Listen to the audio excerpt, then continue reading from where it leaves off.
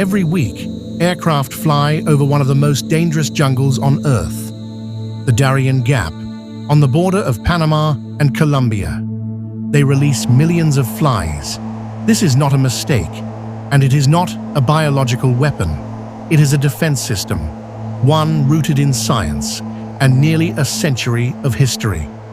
The story begins in the 1930s. At the time, the United States livestock industry faced a growing crisis. The threat was the New World screwworm, a parasitic fly native to the Americas.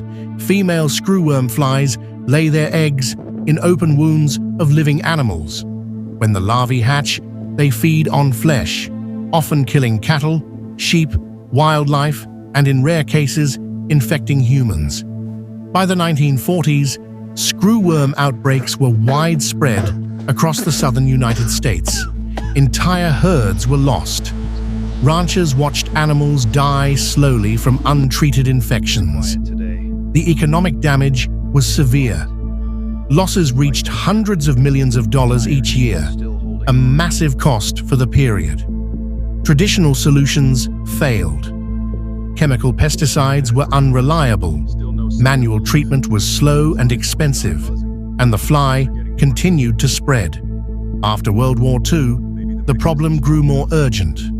As trade expanded and animals moved across borders, scientists warned that screwworm infestations could spread throughout North America and beyond.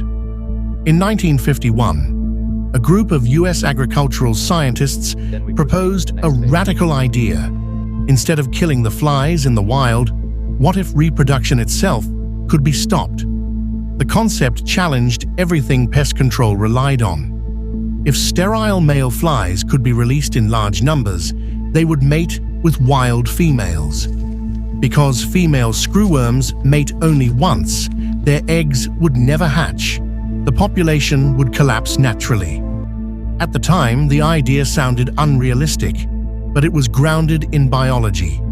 By the early 1950s, laboratory trials began. Small-scale field tests showed promise. For the first time, scientists believed a dangerous pest could be controlled without chemicals, without environmental damage, by targeting its life cycle. What began as an experiment would soon become one of the most successful biological control programs in history. Part 2 explains how this idea took flight and how it still protects the Americas today. Like, subscribe, and follow Uncle Chris Tales for more educational history.